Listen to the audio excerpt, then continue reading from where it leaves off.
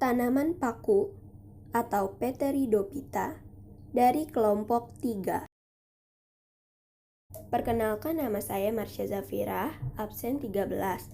Saya ingin mempresentasikan bagian pengertian tumbuhan paku. Tumbuhan paku atau biasa disebut dengan tumbuhan paku-pakuan atau pakis-pakisan merupakan kelompok tumbuhan yang memiliki jaringan pembuluh xilem dan phloem, namun tidak berbiji. Mereka menggunakan spora sebagai alat perbanyakan generatifnya. Menurut Kin Ho, seorang peneliti dari Balai Penelitian Kehutanan Manado, menyatakan bahwa Pteridophyta merupakan suatu divisi tumbuhan yang sudah memiliki sistem pembuluh sejati atau kormus. Artinya, tumbuhnya bisa dibedakan menjadi 3 bagian pokok, yaitu akar, batang, dan daun. Perkenalkan, nama saya Mervi Jovinska Aulia dari kelas 9B absen 14 dari kelompok 3. Saya akan membacakan ciri-ciri tumbuhan paku. Ciri-ciri tumbuhan paku antara lain, tubuh utama tumbuhan paku adalah sporifit. Sudah dapat dibedakan akar, batang, dan daunnya. Memiliki berkas pembuluh angkut berupa xilem dan phloem, mengalami metagenesis, berkembang biak dengan spora yang terbentuk pada sporangium, dan daun yang masih muda akan menggulung layaknya gagang bola. Perkenalkan, nama saya Muhammad Talib Farizi, absen 15. Saya akan membacakan klasifikasi tumbuhan paku.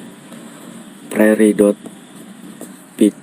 memiliki jenis yang heterogen, baik dari segi habitatnya maupun cara hidupnya, yang diklasifikasikan menjadi Pterosida, Psilopsida, Sphenosida, Lycopsida. Perkenalkan, nama saya Muhammad Raja Fadilah. Saya ingin mempresentasikan bagian perkembangbiakan tumbuhan paku.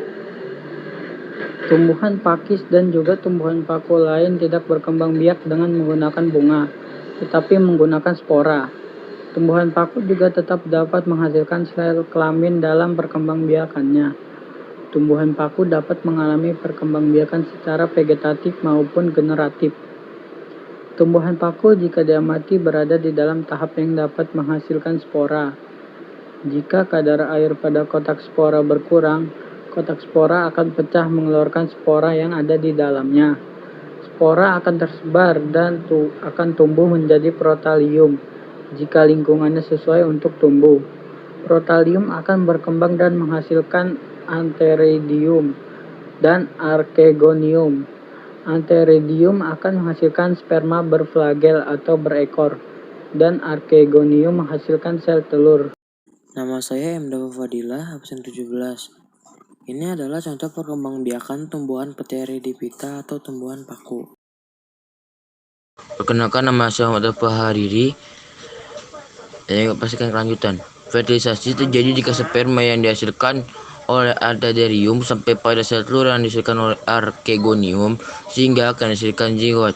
Meskipun memiliki flagella, sperma tumbuhan paku memerlukan air untuk pergerakannya. Zigot yang tumbuh dan berkembang menjadi tumbuhan paku yang baru. Perkembangbiakan vegetatif pada tumbuhan paku dilakukan dengan rizoma. Rizoma dapat tumbuh ke segala arah dan membentuk koloni tumbuhan paku yang baru. Rizoma adalah batang yang tumbuh di dalam tanah.